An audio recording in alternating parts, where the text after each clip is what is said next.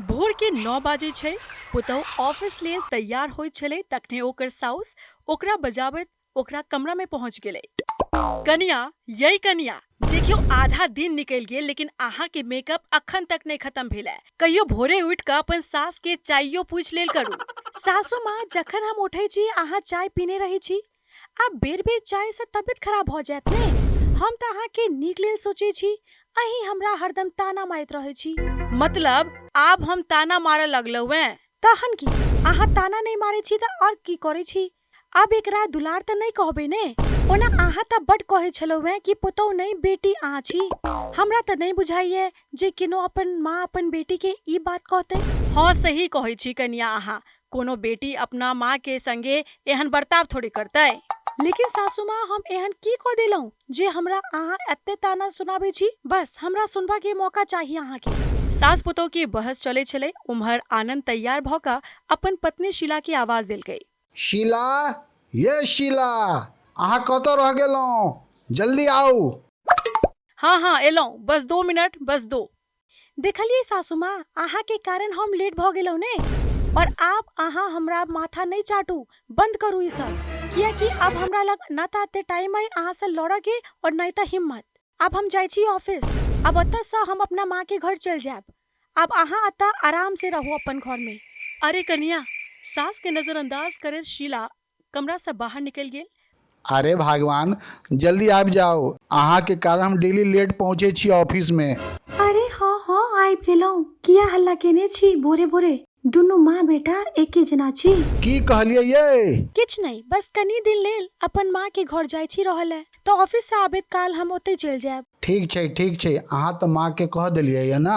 हाँ हाँ बता देलूं, चलू आब। शीला और आनंद ऑफिस के लेल निकल गेलै। आ फिर ऑफिस से निकलल के बाद शीला अपन माँ के घर चल गेलै। शीला जेनाहिते अपने घर पहुँचले त ओतऽ देखे छी कि ओकर भाभी ओकर माँ पर चिल्लाइत छै। ओकरा ई सब देख कर बड़ खराब लगले। ई सब की भ रहल छै भाभी? और माँ अहाँ चुप किया छी? शीला के आइबते भाभी मुंह बना कर चल जाय छै। अरे की कहियो, हम घर के काम चूल्हा चौका करे छी। अत्ते केला के बादो हमर पुतोह के ई नहीं लागे छै जे हमरो आब उम्र भ गेल है।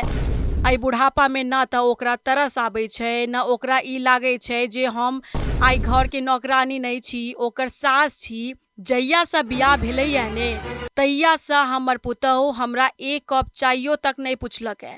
शीला सोचे लागले। बस शीला के माँ अतबे कहलकै और शीला के अपन सास के याद आबि गेलै।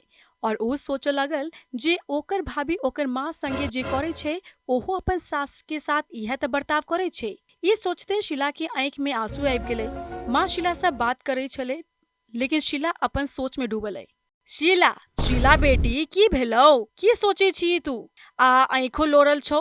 सब ठीक छौ ने घर पर? आ दामाद जी किया नहीं एलखुन है? किछ नहीं माँ, सब ठीक छै। बस हमरा से तोहर ई हाल नहीं देखल जाइए। कोनो बात नहीं बेटा, ई सब तो होइत रहे छै। एक दिन ता हमरो पुतोह के बुद्धि भेज जेतै।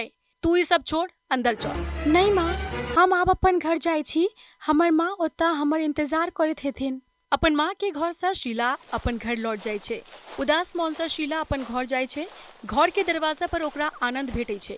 शीला अपन पति के बिना किछ कहने अंदर चल जाय छै आ सीधा किचन जाय छै। रोज जेना शीला के सास सब गोटा ले खाना बनाबै छलखिन। शीला अपन सास के देख कर खूब काने लागल। सासू माँ, हमरा माफ कर दिया। हमरा सब बहुत बड़का गलती भ गेल। हम कहियो अहाँ के बारे में नहीं सोचलौ। अहाँ एहि उम्र में घर के सबटा काम बिना कोनो शिकायत के करैत रहलौ। हमरा कहियो एहसास तक नहीं होय देलौ जे हम एकटा पुतोह छी, हमर किछ फर्ज छै। लेकिन बेटा, अहाँ के की भेल से त कहू। अहाँ एहन किया बात करे छी? अहाँ ठीक छी ने? हाँ सासू माँ, हम ठीक छी। बस ऑफिस से लौटत काल हम अपन माँ के घर गेल छलौ हैं। ओतऽ हमर भाभी हमर माँ पर चिचियाई छलखिन जे देख कर हमरा बहुत खराब लागल। लेकिन फिर हमरा लागल जे हमहू तो अहाँ के एनाही बर्ताव करे छी। अरे बेटा, अहाँ मोन छोट नहीं करू। ओनाहितो हम अहाँ में और अपन बेटी में कोनो फर्क नहीं करे छी। तैं अहाँ के कनी डांट दै छी, लेकिन हमरा मोन में कहियो अहाँ के लेल कोनो छल कपट नहीं रहल। और हाँ, आब अहाँ के गलती के एहसास भ गेलै ने, हमहू अहाँ के माफ क देलौ। शीला सास के गला लागि कऽ खूब कनै छै, आब अहाँ कन्नाई बंद करू। जेना समय पर अहाँ के ज्ञान भ गेल, भगवान करथिन जे अहाँ के भाभियों के जल्दी समझ आबि जाए।